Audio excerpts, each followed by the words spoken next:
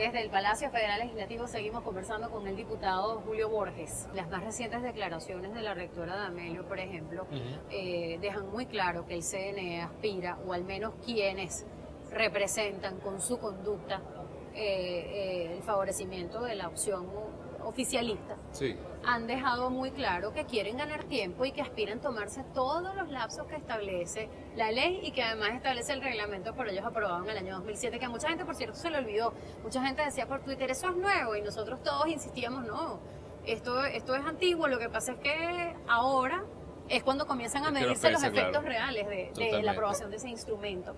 ¿Cómo esperan enfrentar ese camino tan difícil y tan tortuoso con posiciones adelantadas como la de la rectora? Bueno, hay que entender con claridad que en Venezuela no hay ni justicia, ni hay reglas de juego, ni hay leyes. Simplemente quienes están en el poder son personas que utilizan la Constitución y las leyes como les da la gana y a su beneficio. Tú ves como el CNE al final es una sucursal del PSUV, como la Sala Constitucional del Tribunal Supremo de Justicia es una sucursal del PSUV, como en Venezuela no hay el gobierno de la ley, el gobierno de la Constitución, sino simplemente lo que le da la gana a quienes están en el poder, y ese es el gran reto del cambio que queremos en el país. ¿Cómo lograrlo ahora para que quien gobierna en Venezuela sea la Constitución y tengamos referéndum este año? Bueno, nos toca, y estamos muy conscientes, de desarrollar en todos los rincones de Venezuela una enorme presión, para lo cual contamos con todos los venezolanos, en los medios, aquí en la asamblea, en las universidades, en la calle.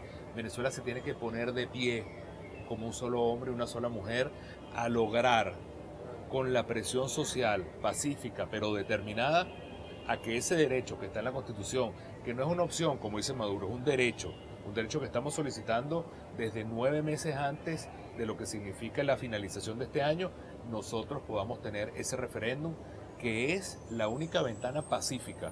De lo contrario, como te decía antes, el gobierno lo que está es empujando al país a la violencia. Mientras nosotros lo que queremos es abrir un camino de paz, el gobierno se empeña en empujar al país a la violencia. Y quienes queremos la paz, tenemos que lograr, que eso se dé con la presión social.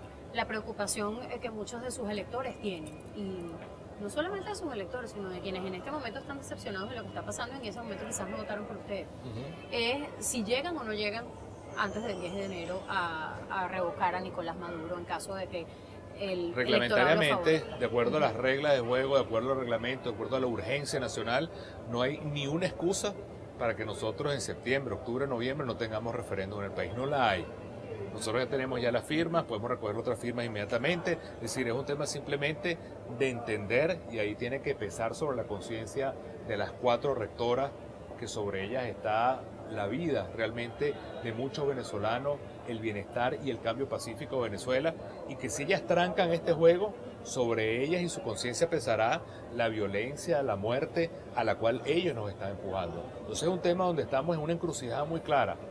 O recorremos el camino de la paz y la democracia, que es el que estamos promoviendo nosotros, o el gobierno nos lleva a la violencia, al enfrentamiento, a la presión, porque Venezuela es un volcán de malestar creado por una situación económica, por una situación en la electricidad, por una situación en el agua, por una situación de violencia creada enteramente por el gobierno. Y que sea el propio gobierno el que no le dé un cauce a esto, sino que siga trancando el juego, a mí me parece que eso es criminal con todos los venezolanos.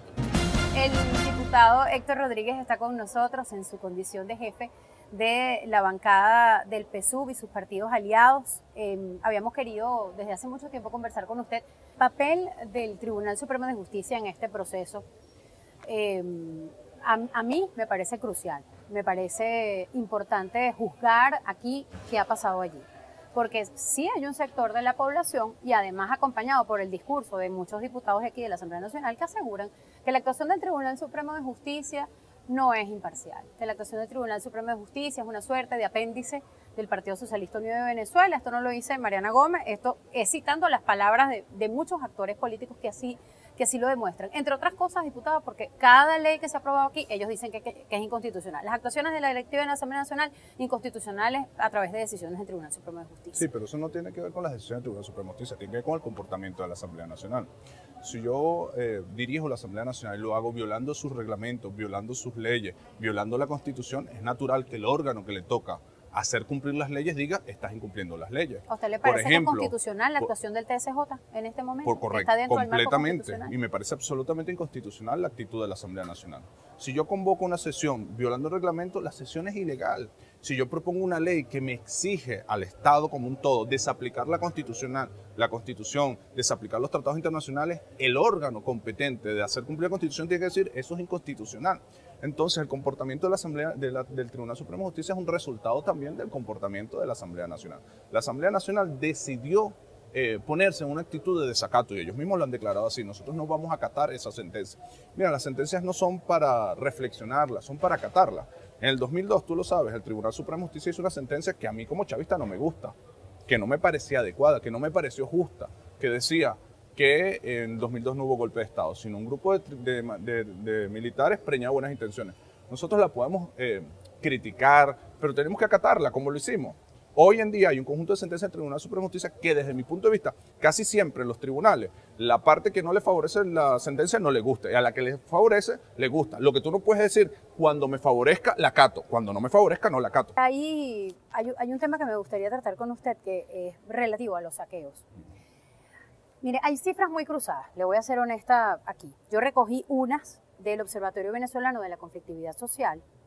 Sí, Mala fuente. a mí que no le gusta. No pero, es que no me gusta, que es una fuente con poco criterio científico. Traigo aquí la fuente, la cito, y más allá de que usted crea en la veracidad de esa cifra o no, es mi deber decirle dónde la saqué, ¿no? Claro. Ellos ubican 107 saqueos entre saqueos e intentos de saqueo, en honor a la verdad, en el primer trimestre del año. Sí. Mire, esto tiene que ver con el origen de la Revolución Bolivariana. Sí. Cuando el Caracazo, yo recuerdo al presidente Chávez justificar o tratar de explicar por qué la gente salió a la calle desesperada a buscar comida. ¿Por qué lo hacen ahora? Mira. ¿Qué diferencia ese momento de este? ¿Por qué aquello se defendió Es una con provocación cierta tuya la pregunta que estás haciendo, quedándote 2 minutos, porque podemos hablar de la reacción del Estado en el Caracazo. Podemos hablar de las características del gobierno que teníamos en un momento de gran dificultad. Gobierno que aplicó una política neoliberal brutal, de congelar salarios, de congelar pensiones, de privatizar servicios. Teníamos, según declaraciones de los ministros entonces, más del 60% de la población en pobreza extrema. En esta dificultad económica, pues todos los gobiernos pasan por dificultad económica, lo clave es cómo responde el gobierno. Aquel gobierno respondió bajo la teoría del neoliberal. Estado mínimo, Estado pequeño, Estado que no se mete. Ahorita estamos respondiendo ante una gran dificultad bajo la teoría del Estado protector. Aumento salario, incremento pensiones, no paro escuelas, sigo entregando canaima, incremento salarios y también incremento pensiones, desarrollo las CLAP y me monto como Estado a proteger el pueblo. Yo creo que eso es lo clave.